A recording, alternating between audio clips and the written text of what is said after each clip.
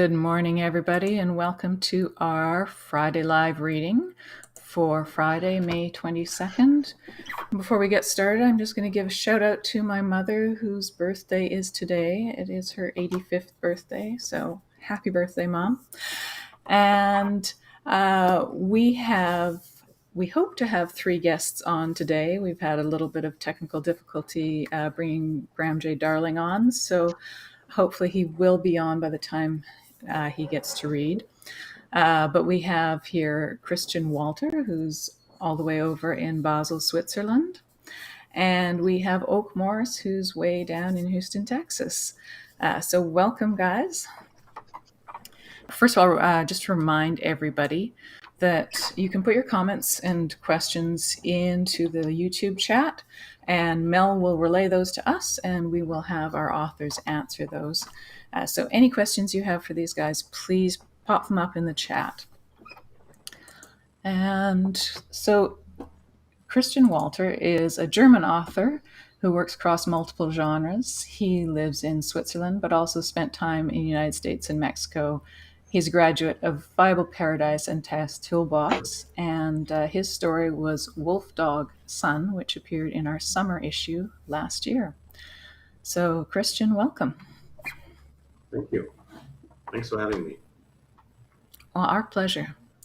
So tell us a little bit about this story, and I just want to warn everybody, if there are any children listening, there are some F-bombs in here. Exactly. To be honest, I would rather not talk about the story in advance, since it's rather short and I'll be reading it in its entirety. I figure I'll let it speak for itself, and if anybody has questions, they can ask afterward, if that's okay. Sounds perfect. Okay, very good. Okay, so Wolfdog Son. Wolf eats, wolf howls, wolf's insides eaten out. Wolf drank, that stupid playground chant. It wondered which demented kid had come up with it. It ordered another. The bartender left the bottle on the counter next to Wolf's top hat. Wolf scratched the metal buckles on the headband with its claw. The mirror behind the bar reflected the establishment's only other patron. Dog leered. Its jowls dripped saliva across the table's scarred dark wood. Some got into the beer. It knew better manners. But who can help themselves? Wolf took another sip. Heavy liquid burned its abused innards. It scratched its black coat, tried to ignore a dog in the mirror and behind. It rather liked the room's decor, faded glory, not giving a shit. Not something it wanted to mess up. Besides, it didn't feel like dog meat today. Wolf remembered eating the sun. It remembered the sound of horns and how they made the earth shake right before everybody got down to the killing. Rivers of blood, mountains of severed limbs, blah, blah, blah. Wolf was supposed to be down there, amid the gods and monsters, deciding the fate of all worlds. It took a philosophical stance. They'd get it done by themselves. It was having a drink. Another sip went down Wolf's throat. Smoke came out of Wolf's nostrils. Dog was still leering. Wolf sighed. It got up to take a piss. Dog's head was jammed deep in the toilet bowl. Well, what do you expect? Stupidity needs punishment. Call it law of the wolf. Wolf leaned on Dog's neck a bit more, pushing him deeper into the bowl. Dog went in up to its chest. Its thrashing grew weaker. Wolf took hold of one of Dog's hind legs, gave it a hesitant chew, sighed, spit it out. Wolf pulled Dog from the toilet. Wolf threw Dog across the room. Dog bounced off the wall. Wolf walked across the room, stepped on Dog. Once, twice, thrice for good measure. Wolf hunched down, muzzle close to Dog's wet ears. Why did you follow me? Wolf asked. Dog retched on the floor. Did you really think you could take me? Wolf asked. Dog retched some more. Wolf sat down on the floor across from Dog. The walls were painted white up to the middle, red tiles on top. Stalls to the left, urinals to the right, door in the middle of the wall opposite. Right where white turned to red, Dog had left a wet spot. Drops ran down the wall like tears. Dog said, "You ate the sun." Wolf said, "That's right." Dog said, "Now the world's ending." Wolf said, "That's right." Dog asked, "Why?" Wolf scratched itself. "It's my job. Not the most pleasant one, mind you," Wolf said. It burped. Sparks struck the roof of its mouth. "But it's what I do." Wolf eyed its claws critically. Dog managed to sit up. Wolf kicked it over again. "Will you kill me?" Dog asked. "Yes," Wolf said. Dog curled up and said, "Why?" "The world's ending." "Because you're a domesticated motherfucker. Because you act as if you're not a killer. Because I find it insulting that you think you can come and get me in the goddamn toilet," Wolf said. Dog raised its head. "I had to try. I'm a protector," it said. Wolf roared. The walls shook. Dust trickled down from the ceiling. "Boy, you're stupid," Wolf said, and dusted off its fur. "So tell me, what would you have done after?" "After what?" Dog asked. "Let's say you succeeded. I'm dead. What's next?" Wolf asked. Dog sat up again. "Release the sun, of course, and Armageddon," it said. Wolf chuckled. "Like that is a good thing."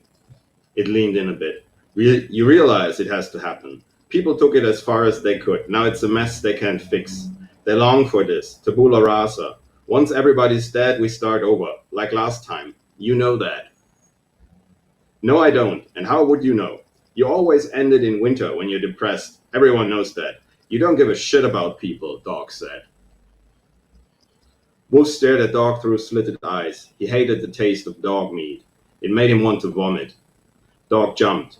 Wolf slapped Dog down. Wolf stood on Dog's back. Wolf slammed Dog's snout into the ground. Teeth cracked and rolled across the floor. Dog stopped moving. Wolf got out a piece of rope. It thought of the taste of dog meat. The rest came easy. Wolf sat at the bar again. A drink in front, a few more inside. It felt a lot better. Light filtered in through slanted blinds, dust danced golden from ray to ray. The old wood creaked with pleasure where warmth touched it gently. Outside, Dog ran yapping. The sun trailed him on a bumpy ride across the horizon. Armageddon postponed. Wolf wondered how long it would take for the string to break. The string it had used to tie the burning sun to Dog's tail. Wolf put on its top hat. Wolf grinned a fearsome grin. Wolf toasted itself in the mirror. "Happy birthday, fuckers." Wow, that is wonderful. Thank you so much for reading that. That's Thank you. I love that story. Thank you. And Mel just commented too. This story is one of my all-time favorites. Glorious writing, chilling images. Thank you. Thank you. It's lighthearted and humorous, and yet visceral and dark at the same time, which is a really difficult balance to walk. So, congratulations on that. How did that story come to you? To be honest, at some point a few years ago, I think when Gene Wolfe was still alive, there was like a fiction writing contest for his birthday. And I thought, yeah, maybe I should write something for Gene Wolfe. And of course, that's where the wolf comes from. And of course, it had to be a little dark, but it also had to be humorous. And at some point, I realized I had already missed the deadline. So I just finished the piece, and I think it comes out of wanting to do a mix of Northern mythology and then writing something funny and, not taking it all too seriously. Well, I think that makes it even more perfect knowing that it was a birthday piece for Gene Wolfe. So, well, thank you, Christian. Stay on for the end. And again, if anybody has any questions from the audience, just pop them up in the YouTube chat. And I'm going to bring Oak Morse onto the stage. Welcome, Oak. Thank you, thank you, thank you. So Oak is a poet and theater instructor. He was born and raised in Georgia. He lives in Houston, Texas now. He was our winner of the Magpie Award back in 2017. And he's just recently found out that he is a semi-finalist for this year's Pablo Neruda Prize. So that's really exciting, and we are really rooting for him. He was also awarded 2017 Hambridge residency, and his work has appeared in Strange Horizons, Indianapolis Review, Star 82 Review, Menacing Hedge, Nonconformist Mag, Gone Long, and elsewhere. He's got a BA in journalism from Georgia State U, and he's currently teaching creative writing and performance and leads a youth poetry troupe in Texas, the Phoenix Fire Spitters. So that's a heady bio you've got there. And thank you for reading it like that. So this poem you're going to read was the winning poem for the 2017 Magpie Award. Do you want to tell us anything about it, or do you want to just launch straight into it? Yeah, I'll tell you a little bit about it, about the poem before I read it. It's funny because a lot of my poems I've noticed lately, they're just been like stories of my childhood. So I think I'm just a childhood storyteller lately.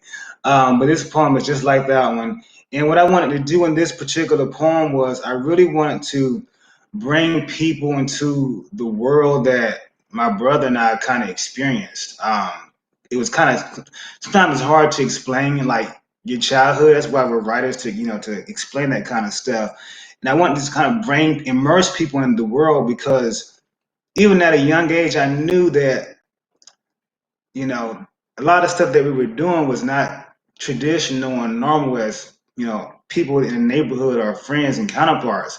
So, and it stuck with me, and that's why I feel like early childhood development is just extremely important because that molds who you are today. So I wanted to kind of go back in time and get and take a snapshot of my childhood when I was ages. I was as young as like 6 years old to 11. I remember this kind of stuff happening on a day-to-day basis. So it's called Garbage Disposal, and I'm just going to immerse you in to my early childhood.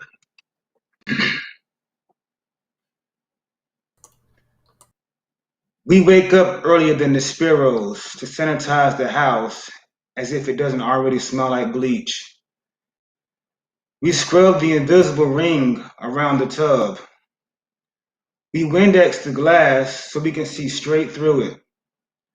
We make sure the corners are free of cobwebs and make sure the spiders aren't overlooking all this work we do. We mop right to left, left to right. We don't open the door for our friends because we're on punishment. We've been on punishment for centuries, though. We ignore the sweat sliding down our backs. We make sure Mama knows that she makes herself clear. If y'all don't do it right, you gotta do it over. Mama, don't you know you are raising hell, not young boys? We stopped up the sink so the water bill won't be higher than Jupiter. We take baths with 2 inches of water.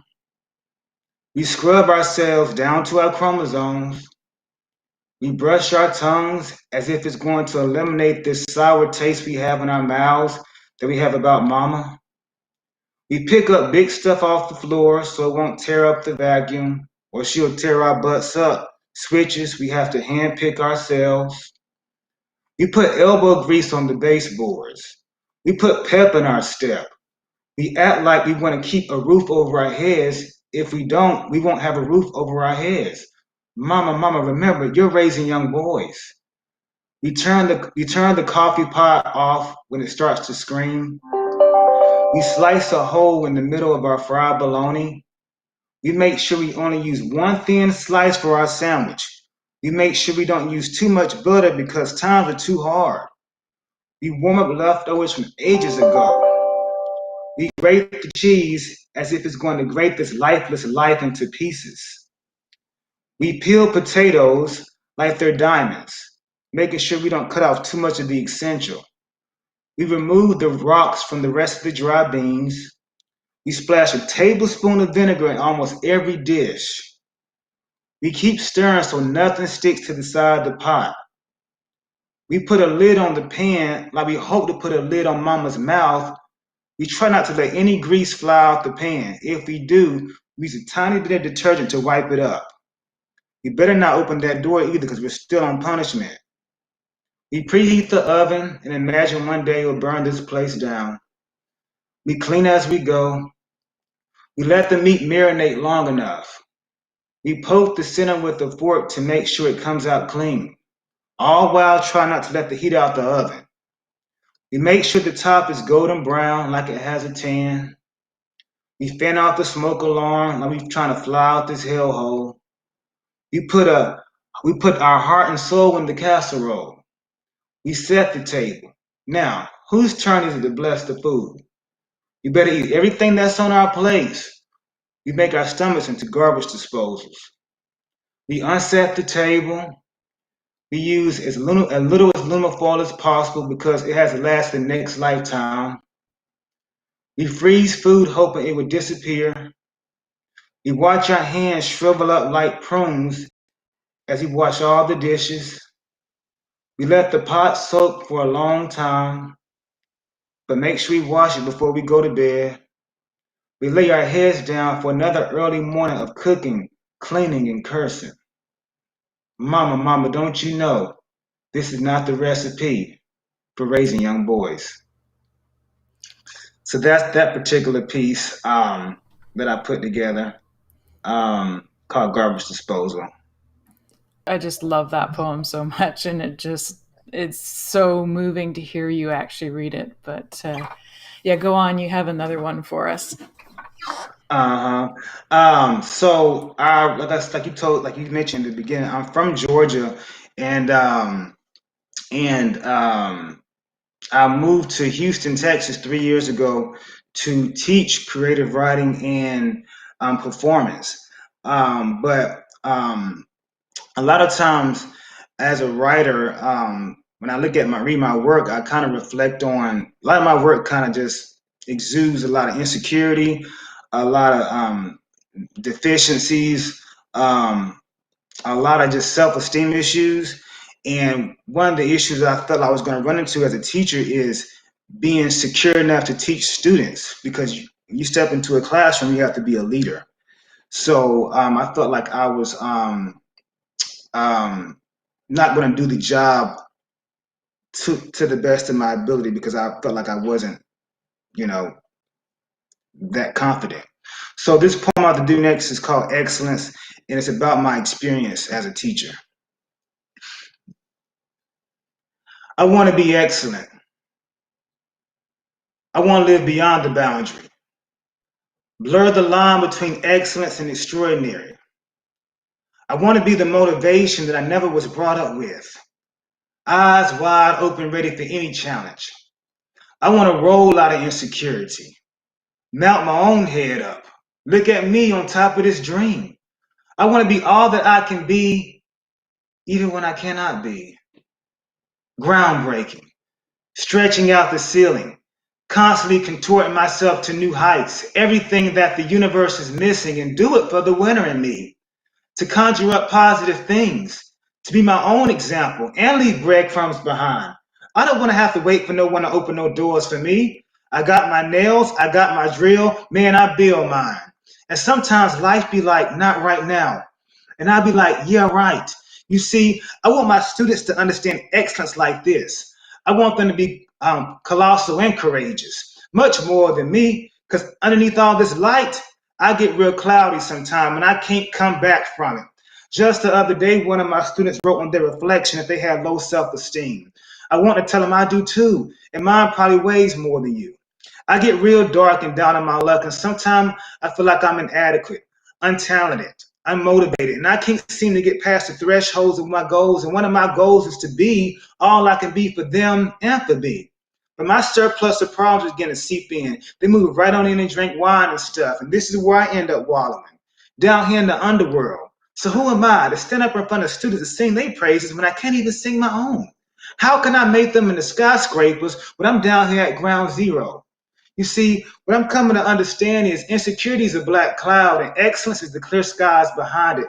And in life, There's always something trying to block you and pull you back from what you're trying to obtain. And the worst thing about it is when you find out this yourself, day in and day out, I scrape myself off the cement, try to find my place back on this green earth, far past the surface, but somewhere amongst the rays of the sun, blossoming into all that I can be. And teaching the kids the same thing, like don't be a piece of work, be hard work.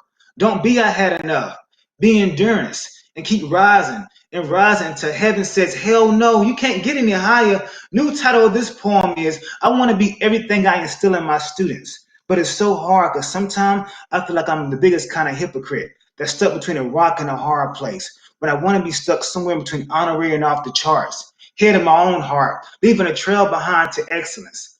Time unveils everything, and one day I will be a bridge over my deepest downfall. But until then, students, forgive me for hanging there with me. And that's that piece. Oh, wow. I wish you could see me because I feel like giving you a standing ovation for that. Thank you, thank you, thank you. That should be the anthem for all of us who have imposter syndrome. You know, like that's the fight song. It is. I just recite it to myself a lot to kind of encourage myself to get through the day when it gets rough. Is that one published anywhere? Because No, that was not published. That one's a piece that I only speak, I perform. It's not really a poem, a piece that I have written down, I have published in a journal or anything like that. But I think eventually I'm going to probably put it on YouTube or Instagram or Facebook, a video of it eventually. Well, when you do, let me know because I want to play that for myself every day. I will do. And you can find my work on www.oakmorse.com. That's my website. You can find all of my spoken word poems, and I'm getting ready to post links to all my published poems very soon. So look out for that. And if you want any of my spoken word poetry, you can find that on CD Baby at Oak Morse. Everything is Oak Morse online. Yeah, and we will put those links on the YouTube channel there too. And just a couple of comments. Susan Peters said her son was listening to Garbage Disposal with her and laughing. Well, I'm glad it entertained you. All right. Thank you. Stick around for the end. I'm going to bring Graham J. Darling onto the stage now. Hi, Jen. Hi, Thanks for Graham. having me. Yes. Now, I just want to let you know that you are mostly frozen, but we can hear you. So it will be still images, and hopefully the sound will be good over on YouTube. So Graham breeds singular hybrids of diamond-hard science fiction, mythopoeic fantasy, and unearthly horror, such as For Sword and Mythos, Great Jones Street, No Greater Love, Martyrs of Earth and Elsewhere, and the N3F Short Story Contest, for which he won 4th prize. His story, A Pleasant Walk, A Pleasant Talk, appeared in issue 21. He also creates molecules such as the universe has never seen and demonstrates medieval science and technology to passers-by. Visit him at grahamjdarling.com.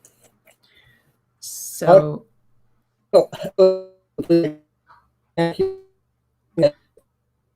somebody, if you can hear me. I think we're having sound issues as well. Graham's story was in issue 21. It was A Pleasant Walk, A Pleasant Talk. And, he's moving now. Can you hear us? Just go ahead. Anyone hear me? We can. Just go ahead and launch into your story. Okay. I better get started then, shall I? Book, Pleasant Talk by Graham J. Darling. The contacting of the press from between the oddly shining sun of the mid-March on wet and silky new moon, the aliens landed. The early morning craft pulled into place like any cruise ship, except that it came of, though it wouldn't have fit anywhere with the bridge. Which would explain how anything aboard could have survived tremendous devastation in the hour before. Then again, Sorry, we've lost sound there. At the end, we had nothing but burbles from. on our front shell. And Oh, and I think we're getting such a delay. Just going to bring some questions on from the audience. So we have a comment back for Oak. This poem continues to amaze and grip me. What a voice you have, Oak. I'm rooting for you to win. Thank you. And another comment: the world of words is lucky that you're an actor as well. What great readings! Thank you. Another question from Jessica Fabricius. Do you memorize all of your poetry or just the spoken word poetry? Just the spoken word poetry I memorize. A lot of folks don't know this, but they're actually very, very different. Page poetry and the spoken word poetry. So, a lot of times with spoken word poetry, you have to make it more conversational and easier for people to understand. With your page poetry, you have to make it more reflective and compact, which is not always easy to perform because it's more something you're supposed to read and reflect on versus perform. The way the words are written on the page is different than way they would be performed. So yeah, I only memorize those I gotta perform because they're just performance pieces. Yeah, so it's a different genre altogether, I guess. Yeah, pretty much. And I have a question for Graham, if he can hear me and respond, which was, I always wonder where you were when you thought of aliens landing in Vancouver. English Bay, kits, such fun. I don't know if he could hear that. Could you hear that, Graham? I'm guessing not. But I have a question for all of you before we wrap up. What are you working on now? Let's start with Christian. Okay. I just finished writing a novel. Oh, wow. And yeah, well, we'll see if that's worthy of a wow in the end, you know. But yeah, I just finished that. I've been working on that for a very long time. And I've given it to some beta readers, so there's that. And we'll see how that turns out. And yeah, apart from that, I'm working on some short stories. I sent you another one, by the way. Oh, good. So the novel, is it in English or German? English. Oh, good. Yeah. I write most of my stuff. It's like for pleasure, I write in English, and for business, I write in German. So Oh, that's a nice way to divide it. And Oak, you mentioned that before that you had lots of time to write during the pandemic, and is that going to keep up now that things are slowly going back to working? Or Yeah, I've been writing a lot the last 2 months, and we're getting ready to go into summer. So I'm going to be continue writing throughout the summer too. But right now, I'm working towards actually building my portfolio for grad school. oh, wow.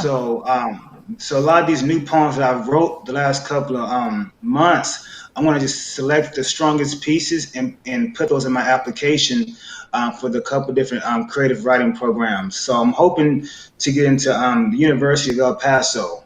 So fingers crossed for that. But that's what I'm working on right now. Given what I've seen of your poetry, I think you're a shoo-in to get into that program. Thank you for that. Oh, and Graham did answer that he envisioned Canada Place, which is downtown Vancouver, when he was thinking of that story about the aliens. So, yeah, I do apologize for the sound. Sometimes the connection is just not strong enough. And it probably sounded like what the aliens spoke like. So there you go. If you want to... if you want to read that story, it is in issue 21. I will put up links to all the issues that have the stories in them. So again, thank you so much to all our readers. It's just always a pleasure having you on, and it means so much to me to actually hear these stories and poems in the voice of the author. And I think it means a lot to our listeners as well. So stay well, stay safe, and happy reading and happy writing, everyone. Thank you. Thanks again for having me.